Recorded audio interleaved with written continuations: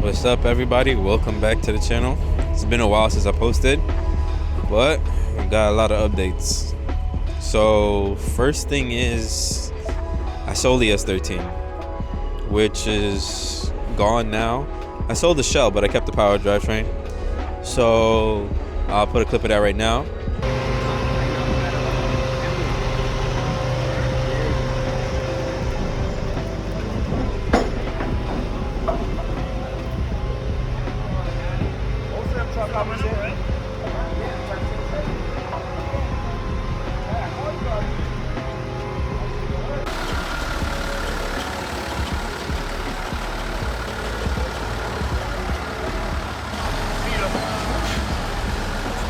After I sold that, I picked up this S2000 right here. So the plan is to put my motor and tranny that was in my S13 into this, somehow make it fit. I mean, for the most part, it's doable. Only issues we currently have is this rack right here. Is we can't seem to figure out how to place the motor over that, and I don't want to go to a manual rack, so I gotta see about that. I did pull the motor and tranny that was in here out. The original motor that was in here dropped the valve, so that was long gone. And I'm about to pull out all the wire harness and ABS and brake boosters and clean everything out the bay as much as I can.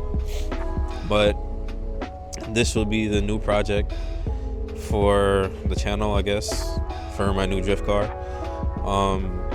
There are some hurdles that I have to go over to make it a viable drift car, and they are one or two people that actually do drift these cars that I've seen, and honestly it looks pretty dope as shit. But I haven't seen none with an RB swap in it, which is gonna be an issue, because the thing about these cars is that they have pretty good weight distribution from factory with the 4-banger that's inside, and now I'm about to add like 2 more cylinders, which will bring the weight more to the front, so that'll disrupt that. So I either have to add weight to the back or figure something else out, which I will do. But yeah, let me take a look at it. Dirty as shit, but it is clean. Interior is fully here for the most part. I will need to change this rack top because that shit is destroyed. The head that dropped the valve is down there currently. Everything works, as you can see. Rack top is destroyed.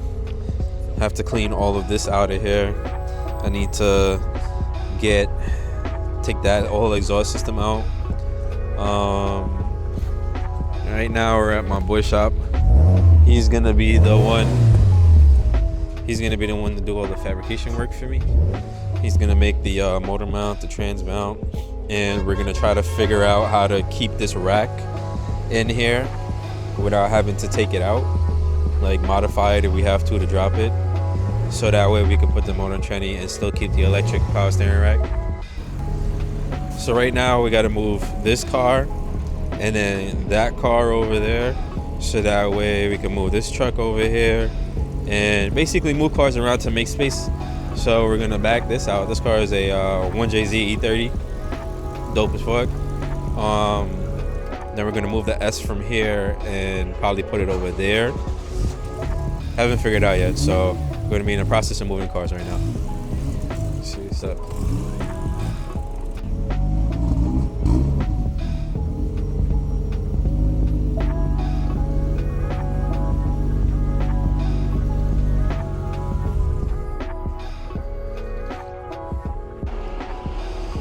Alright, so we moved the car over here, and then we moved the truck that was here is now there, and the car that was here is now across the street, and basically made space now, so now can actually work without getting risk of hitting in the street, somebody hit me or some shit. But yeah, so the plan, like I was saying before, it's pretty simple. We have to clear up spaces in the front here. So I need to remove this bar right here, has to be removed, and then after we make the motor mounts and test with the motor, we're gonna make a new bar that fits around it, so it still gets back the structural support in the front. All the ABS stuff is getting deleted. I'm taking all of that out. Along with the brake master is coming out, I'm going to do a brake master delete, so all of that will have to be removed. AC line and heating lines are all coming out. No AC, no heat. I mean, it's a convertible, so you don't really...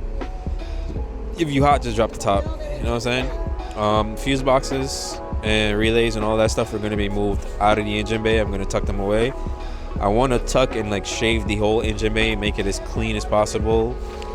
Well, as clean as I can get with the swap, because I already know the swap is going to be kind of bulky. As for the angle kit setup, there's a company that makes a usable angle kit that I'm going to do. Seems pretty legit. I know a couple people that use them. They seem good. There's a guy that makes the kits for the dual caliper setup for the rear, so I hit him up already. I'm waiting to see whenever he decides to make some orders, then hopefully I'm on that list. Drive shaft I have to get custom made, obviously. And then yeah, that's pretty much it so far for the car. But this is the new project, like I said, S2000 drift car with an RB swap.